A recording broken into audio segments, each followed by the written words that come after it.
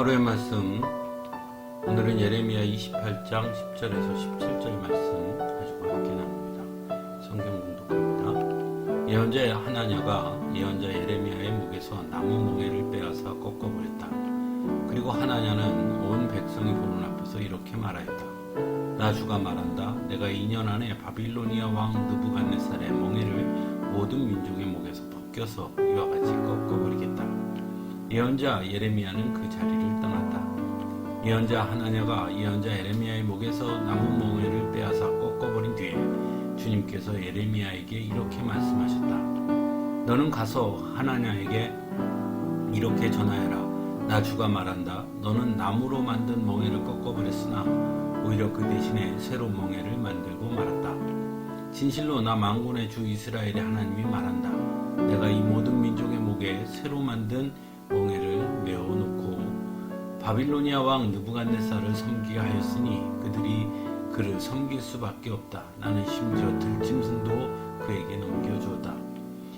예언자 예레미야는 예언자 하나냐에게 말하였다. 하나냐는 똑똑히 들으시오. 주님께서는 당신을 예언자로 보내지 않으셨는데도 당신은 이 백성에게 거짓을 믿도록 하였소. 그러므로 주님께서 이렇게 말씀하셨소. 내가 너를 이 지면에서 영영 없애버릴 것이니 금년에 내가 죽을 것이다. 내가 나 주를 거역하는 말을 하였기 때문이다. 예언자 하나냐가 바로 그의 7째 달에 죽었다. 아멘. 구약 성경에 등장하는 사람들 중에 가장 특별한 사람들을 꼽으라 하면 아마도 예언자들일 것입니다. 그들은 어느 날 갑자기 하나님께 부름을 받아 하나님의 말씀을 대언한 사람들이었죠. 그들은 직업도 다양했고 나이도 다양했습니다. 또한 예언자로 부름받은 시기와 방법도 다양했습니다. 하지만 한 가지 아주 분명한 공통점이 있었습니다. 그것은 철저하게 하나님께서 전하라 하신 말씀만을 전했다는 것입니다. 때로는 그것이 오히려 자신에게 화가 미칠 말이라 하더라도 예언자들은 그것이 하나님께서 전하라 하신 말씀이라면 주저함 없이 전했던 사람들이었습니다. 그런 사람 중에 대표적인 사람이 바로 예레미야입니다. 예레미야에게 하나님께서 전하라고 하신 말씀은 남유다와 예루살렘의 멸망에 관한 이야기였습니다. 자신의 조국의 멸망을 전하는 것을 기뻐할 사람은 아마도 아무도 없었을 것입니다. 예레미야도 마찬가지였습니다. 그래서 그는 울면서 유다와 예루살렘의 멸망을 전합니다. 그래서 우리는 예레미야를 눈물의 예언자라고 부르기도 하죠. 하나님께서 예레미야에게 이처럼 남유다의 멸망과 예루살렘의 멸망을 전하도록 하신 이유는 무엇이었을까요? 그것은 분명 그 말씀을 듣고 남유다 백성들이 철저하게 회개하고 하나님 앞에 서기를 원했기 때문이었을 것입니다. 하지만 예레미야가 전한 하나님의 말씀을 듣게 된 남유다와의 백성들은 철저하게 회개하고 하나님 앞에 서는 것보다 오히려 예레미야의 입을 막으려고 했고 핍박하기까지 했습니다. 그리고 그때 예레미야와 정반대의 말을 하는 예언자가 등장하는데 그가 바로 하나냐입니다. 그는 오히려 유다 백성들이 듣기 원하는 이야기인 바벨론이 2년 안에 멸망당할 것이라는 이야기를 합니다. 백성들은 그런 하나냐에게 환호를 올립니다. 그러나 하나냐가 전한 그 말은 하나님의 말씀이 아니었습니다. 오히려 하나님의 말씀과 정반대의 이야기였던 것이죠.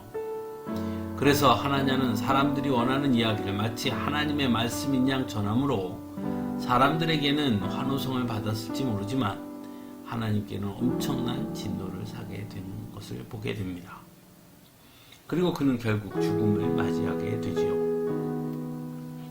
그리고 오늘 본문에서 하나님은 하나냐의 잘못이 무엇이었는지를 아주 분명하게 말씀하고 있습니다. 먼저 하나님은 하나냐를 예언자로 보내지 않으셨는데도 하나냐는 백성에게 거짓을 믿도록 하였다라고 말씀합니다. 또한 하나냐가 주를 거역하는 말을 하였다라고도 말씀하고 있습니다. 결국 하나냐는 하나님보다 사람들을 더 두려워했다 할 수 있는 것이죠. 그래서 하나님의 말씀이 중요한 것이 아니라 사람들이 어떻게 생각하느냐가 더 중요하다고 생각했던 사람이었다는 것입니다. 그리고 그것은 곧 하나님을 거역하는 것과 같다고 말씀하고 있다는 것이죠. 사람은 누구나 나의 잘못을 지적하거나 비판하는 사람보다는 듣기 좋은 말을 해주는 사람을 좋아하게 됩니다. 하지만 내게 말씀하는 분이 하나님이시라며 그것은 조금 달라져야 합니다. 하나님의 말씀에는 듣기 좋으냐 부담스러우냐가 없기 때문입니다. 하나님의 말씀에 우리가 할 수 있는 것은 그저 듣고 순종하는 것밖에 없기 때문입니다. 하지만 여전히 많은 사람들은 하나님의 말씀조차도 자신이 선택할 수 있다고 착각하는 경우가 있음을 보게 된다는 것입니다. 우리 역시도 회개하라는 말씀보다 축복의 말씀을 듣고 보는 것이 더 좋은 것이 사실입니다. 하지만 회개하라는 말씀도 하나님의 말씀이고 축복의 말씀도 하나님의 말씀이라는 것은 틀림이 없습니다. 그러므로 더 좋은 말씀은 없는 것입니다. 회개하라는 말씀 앞에 순종함으로 언제나 스스로를 돌아볼 수 있어야 하고 축복의 말씀 앞에서는 하나님의 은혜에 감사하고 더 큰 소망으로 기대함으로 나아갈 수 있어야 하는 것입니다. 더욱이 어쩌면 우리가 살아가고 있는 이 시대는 축복의 말씀보다는 오히려 회개하라는 하나님의 말씀을 더욱 깊이 묵상해야 하는 것은 아닐까 하는 생각이 들기도 합니다. 함께 기도하겠습니다.